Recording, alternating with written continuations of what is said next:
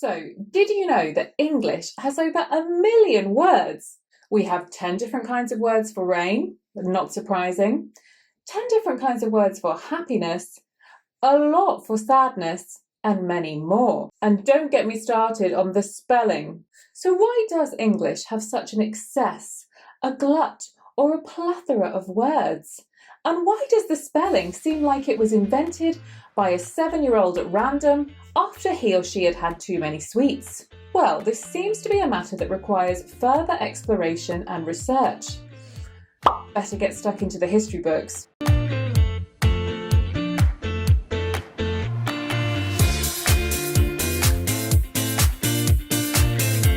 So welcome back to Love English, everyone. As you can see, today's lesson is going to be a little bit different, as we are not necessarily learning English, we're learning about English. We're looking at the history of English, the origins, and we're going to try and understand some of those strange things about English, like the spellings and like why we have so many words. This video will also be useful if you're taking your English language A-level or your English language GCSE. So sit back and enjoy the rollicking ride through the evolution of our current global language. So first of all, one of the reasons why English has so many words is because we're an island and we've had a lot of invaders. So throughout history, we've had lots of people come and settle here, and obviously as they've come, they've brought their languages. English is truly a melting pot of many different languages, but we can be a little bit more specific than this. First of all, English has about 29% of its words from Latin, about 29% from French, about 26% from Old Germanic languages, including Old English, Middle English, and Old Norse, more about those later. And finally, we have about 6% from Greek, and then 10% from other language families, mostly because of globalization, and they've been adopted more recently. But to find out the real origins of English, we have to go further back, way back in time to 5,000 years ago. English actually belongs to the Indo-European family of languages, which date back 5,000 years. Now, this ancient language family gave birth to many of the languages currently spoken in Europe, including in West Asia and even to Iceland. So English can be related to languages from Iceland to India. So one of the language families to come from Proto-Indo-European was the Germanic language family. And at this time, this was the one that mostly shaped English. The Germanic language family split into different strands or groups, and one of these included Old Frisian. And this was spoken by the Dutch people who were living in that area, as well as some of the German inhabitants in that area as well. Frisian is actually the nearest relation to modern English in terms of the grammatical structure. So it's got a lot in common with English, and some of our extremely common everyday words are very similar to Frisian. For example, take the English word foot. In Old Frisian, this would have been foot. I'm not quite sure how it would have been said, but as you can see, it's extremely similar. Look also at day, rain, summer, and ship. They've hardly changed since 3,000 years ago. Now, one thing that may be interesting to you is that, as you will see, the spelling was different. The spelling was actually more of a phonetic spelling. So we have the EI, which, as you know, that EI symbol today is the phoneme for the A sound, as in train, rain, came. So it used to be spelt in more of a phonetic way. The next biggest influence on English was, of course, the Roman invasion by Julius Caesar in 55 BC. The Romans were here for a long time, about 400 years, so they did have an influence on our language, as well as building some great roads for us, giving us a love of theatre, and many other things. At that time, the Roman Empire spoke Latin and some Greek, so some Latin and Greek words were absorbed into the English language then. Let's have a look at a few examples.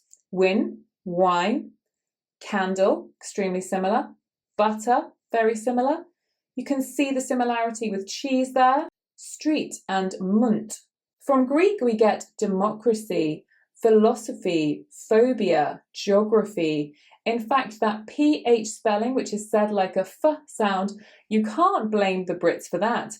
That actually comes from Greek. So the Romans gradually left the British Isles from 388 AD, but that certainly did not stop the invaders. We then had invasions from Germanic tribes coming from the area which is currently known today as Germany. So we were invaded by the Jutes, the Angles and the Saxons. All of these people spoke a version of West Germanic, which had evolved from the older Germanic language that we talked about before.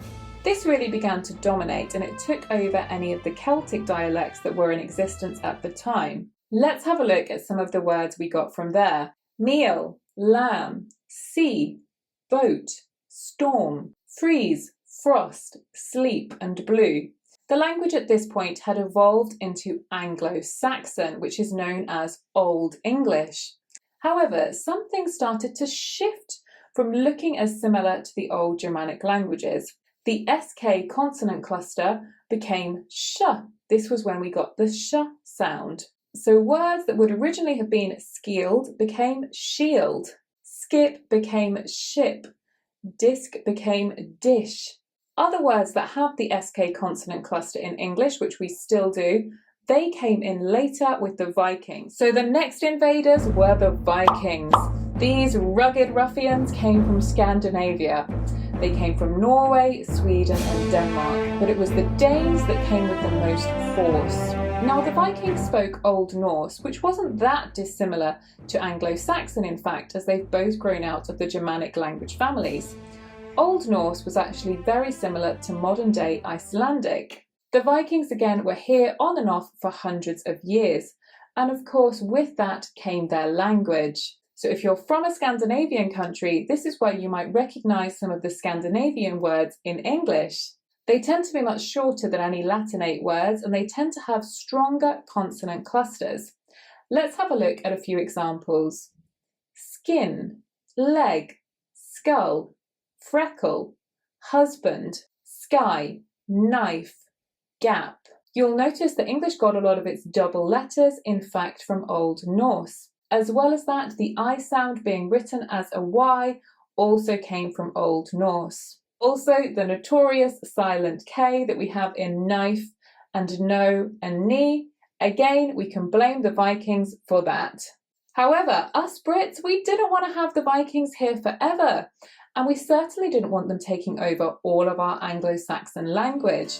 So King Alfred, who was king at the time of one of the regions of England, Wessex, he is often called Alfred the Great, he started to write historical documents in Anglo-Saxon to make sure that they were not lost. As well as that, he was a very religious man, and at this time Christianity was in fact coming to England through missionaries from Rome and France and countries like that.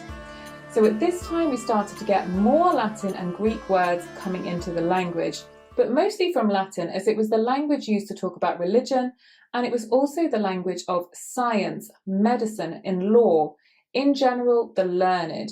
So Alfred would have included some Latin words in that as well. We're going to look here at a little extract from Alfred's homily to St. Gregory the Great.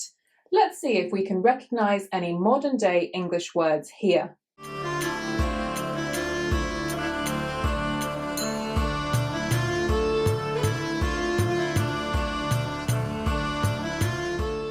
See, of course, there that he and him are actually still the same, and you can see the origins of words like were and was.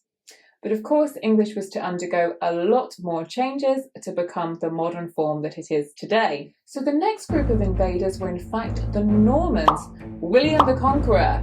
In fact, he was the first king of England. The first king of England was actually French, which may come as a bit of a shock to anyone who's feeling a bit patriotic. Now this could explain why French and English spelling have so much in common, because a lot of the Norman language, a lot of French, came into our language at this point.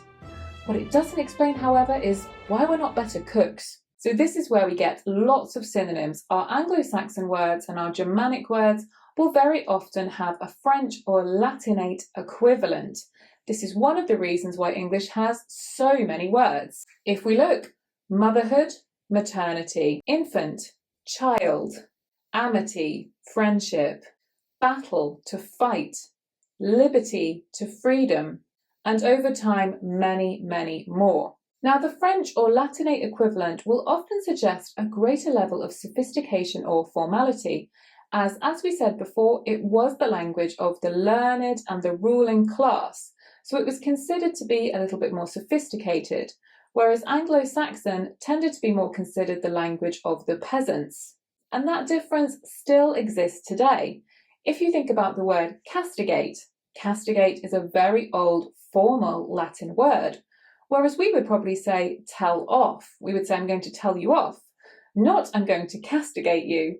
So we still have this difference between the formality level with Latin words and Old Norse or Germanic words today. The Normans actually changed a lot of our spellings.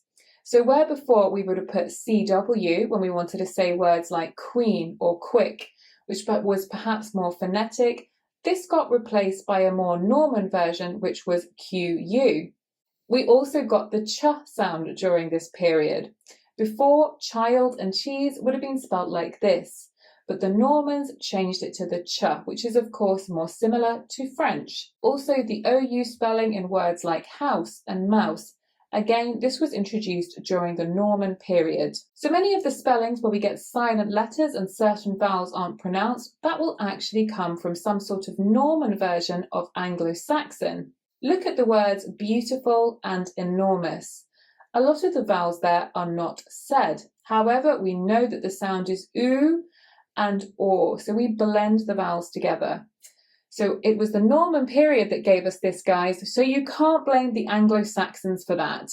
Of course, Latin and Greek carried on through Christianity, medicine, law and literature, carried on flooding into the language, but we did still keep our Anglo-Saxon and Germanic roots. So there you have it. The reason why we have so many words and such spelling inconsistencies comes from the fact that we are made up of so many different language families. Latin, Greek, French, the Old Germanic language families, Old Norse, and one much more ancient relative which we really don't know that much about. So I hope this lesson has been enjoyable as well as educational, and now you have a much better idea about why English is the way it is today, and perhaps you can be a little bit more forgiving. Please leave a comment below about a word that you like in English and tell me what you think the origin of that word could be. Or you could even give me an example of a word that you have in your language which has a lot in common with English. We'll see you soon on Love English, guys. Bye bye.